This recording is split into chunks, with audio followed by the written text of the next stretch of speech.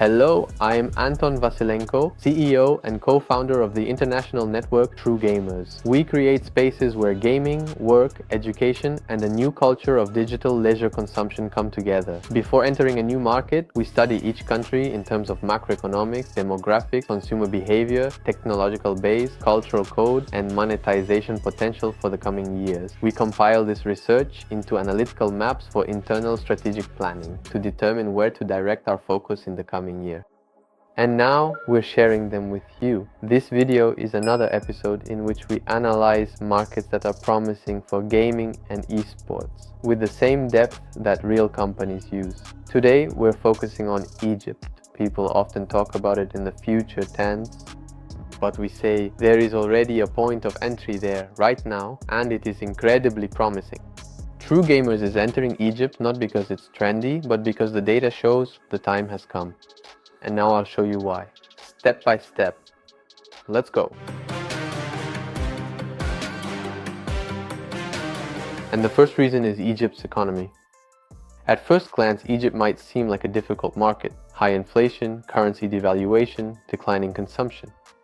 But if you look at it as an operator, not as an investor waiting for growth, you see that the main thing is the entry point, which you can approach systematically while others are waiting for stabilization. At the beginning of 2024, the exchange rate of the Egyptian pound to the dollar is about 39 pounds per dollar, with a forecast of nearly 33 pounds over the course of the year. This means that buying assets in dollars is cheap. Equipment, furniture, and technology can be imported at a lower cost. Entering the market with a highly efficient project provides a competitive advantage compared to local players who do not have access to foreign currency leverage. At the same time, currency volatility has been managed between 0 and 2% over the past 90 days. This means that fluctuations are not critical for the operating model, especially if you build the model in Egyptian pounds while purchasing everything in dollars. Yes, inflation can halt this progress, but it is predictable. Inflation in December 2023 was 33.7%, after peaking at 38% in September. Food prices increased by 60% over the year. Purchasing power has declined, especially among low-income groups. But let's look at the dynamics. The forecast for 2025 is a decrease to 20 or 25%. In the medium term, stabilization is expected around 18%. Moreover, the main pressure comes not from within, but from external factors: devaluation, rising import prices, logistics, and global crises. And this means that as infrastructure and logistics improve internally, the impact of inflation on operating expenses decreases. Consumer spending dropped from 2 billion to 1.6 billion pounds in the first quarter of 2023. The population is starting to sharply cut back on secondary categories: meat, clothing, leisure. 30% of the population lives below the poverty line, but at the same time, more than 39% are middle class or higher. This is the audience that continues to spend, especially on emotional and social products. The share of time spent at home and online is increasing. Gaming is becoming an outlet and a means of connection rather than a luxury. True Gamers, in this context, it's a leisure infrastructure at a predictable price. Egypt's GDP is nearly $500 billion.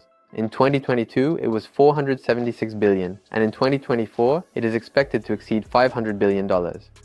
If you look at it per capita, it's about $30,000, adjusted for price levels and purchasing power. For comparison, it's about the same in Kazakhstan and less in India. And despite high inflation and difficulties in 2022, Egypt's economy grew by 6.59%. That's significant. This means the market is alive, adapting, and restructuring. In terms of structure, more than 50% of the entire economy is made up of services: tourism, transportation, finance, and education. About 34% is industry, and only 11% is agriculture. And that already means a completely different logic of consumption. People are paying not for survival, but for experiences, services, and convenience, and access to technology. And in such an economy, gaming isn't just a pastime for teenagers, but a normal segment of digital leisure that fits into everyday urban life. And most importantly, there isn't a single strong, systematic player in this segment yet. The market is open, and True Gamers can enter it as the first to bring together product, service, and culture within a single infrastructure. Now, about jurisdiction and taxes. The corporate tax here is 22.5%, and it's the same for all businesses, with no hidden tiers or zones like in some other countries. Everything is transparent. If you make a profit, you pay a fixed rate. VAT is 14%, but for equipment there's a preferential rate of only 5%. So if you import computers, desks, chairs, the tax burden is lower. This is beneficial for us as players building physical infrastructure. And importantly, Egypt officially has free economic zones.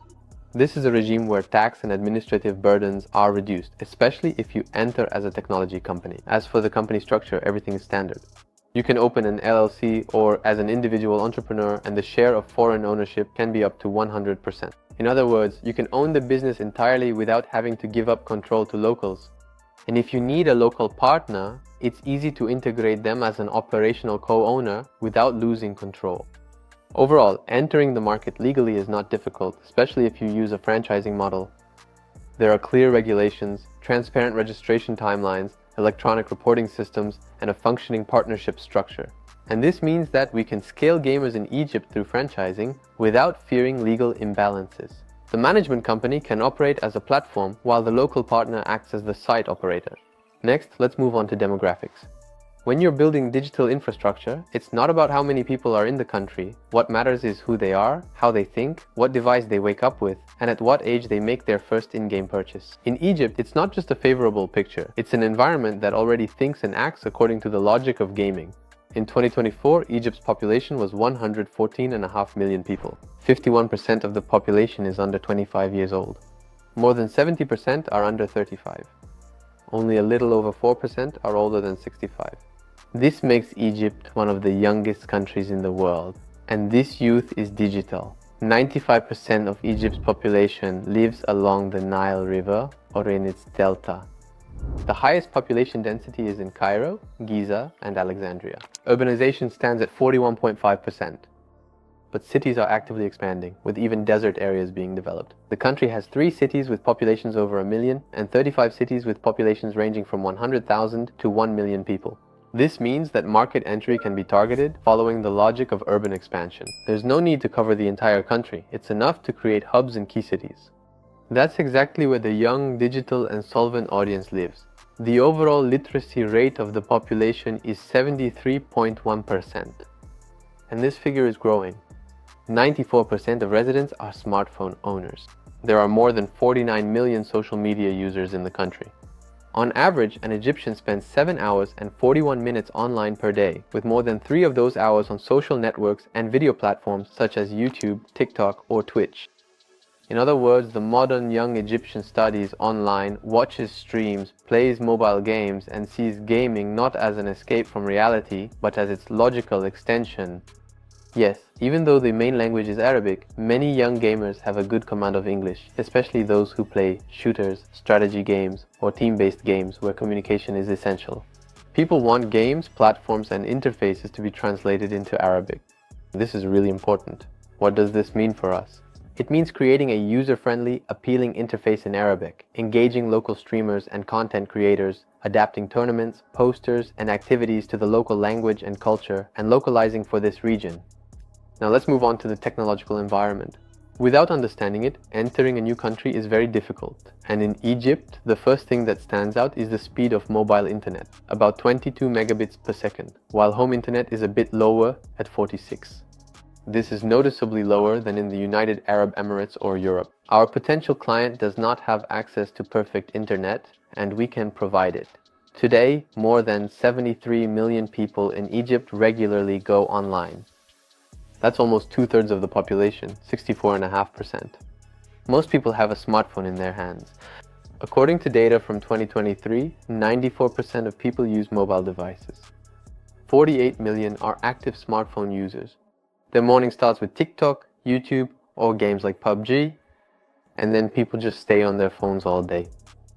On average, an Egyptian spends almost 8 hours online every day, 3 of which are on social media and videos. So, this generation and this country are already used to online content and gaming. This is their everyday life. And here's the crucial point. The lack of infrastructure and expensive equipment for our potential client makes our project the most promising in this region. Now, about the infrastructure. Egypt does not yet have a developed network of data centers or gaming servers, but the market has started moving in that direction. The company i3D has arrived, and Bahrain, Saudi Arabia, and the United Arab Emirates have become more active. They are already building cloud networks, and Egypt is joining in as well. As far as we know, the key data center will be located in Jordan, but it may not be the only one. What does this mean for us? It means we shouldn't wait until everything is built, the economy stabilizes, and competitors inevitably show up as well.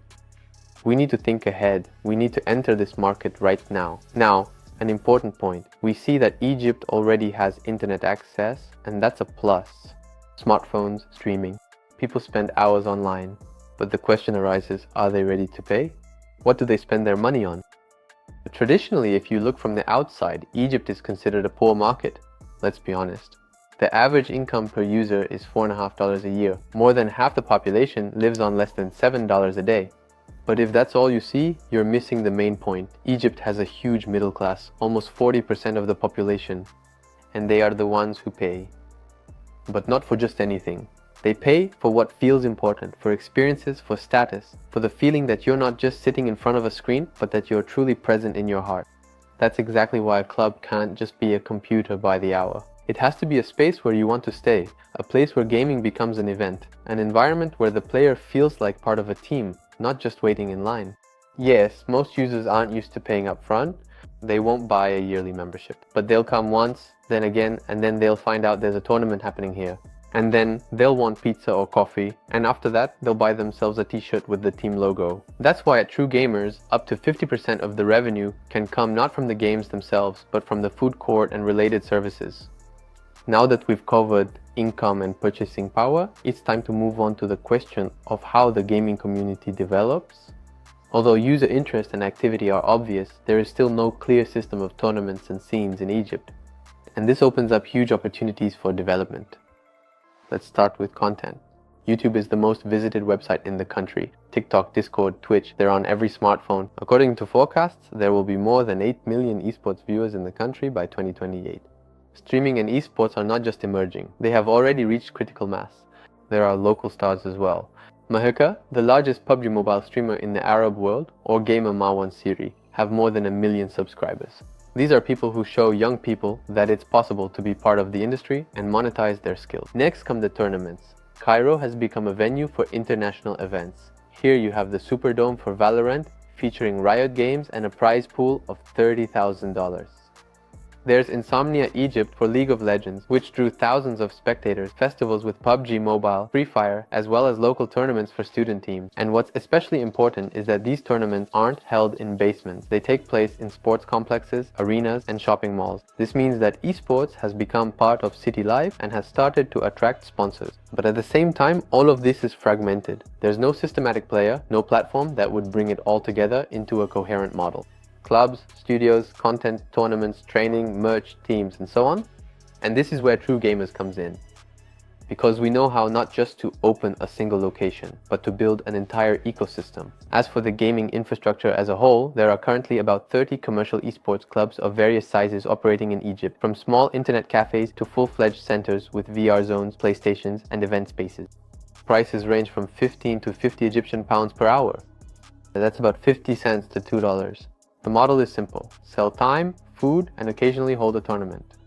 And it would seem the market is functioning. But the problem isn't that they don't exist. The problem is that there's no infrastructure as a business model. Most of them don't have a website. Sales are made through Instagram and word of mouth. The interiors are standard, quite modest. There's no real brand, no prize money, marketing is non-existent, and the content is either random or completely absent. Now let's imagine a brand enters this market with a unified booking system, consistent service quality, reliable internet, standardized equipment, launch templates, and a tournament league, advanced AI analytics, and a clear and transparent business model. Essentially, this means the market is just beginning, and it will either start out as a chaotic mass of internet cafes or as a well-organized system under a brand. In fact, that's why we plan to enter the country while the industry here is still developing. Egypt already offers us a young population, digital habits, a ready interest in esports, streamers, events, and most importantly, almost a complete lack of systematic competition. There is an understanding in the country that the industry is important. The Ministry of Youth and Sports supports tournaments, and the federation collaborates with Riot and Tencent. city administrations are open to partners, sponsors are looking for places to establish themselves. That's why, at True Gamers, based on our research, we conclude Egypt is not a market with perfect conditions, it's a market with an open window. If you enter the market now, you get a low entry threshold, a loyal audience, growing interest in the industry, and a chance to build infrastructure not just around individual points, but around the whole system. We are entering because we see behavioral, economic, technological, and social signals, and so that you can also learn more about the country, we're leaving a link to the research in the description of this video. If you are an entrepreneur and investor, or just considering your first business, True Gamers is ready for partnership. We are a system, and this system is already up and running. So, until next time, join True Gamers.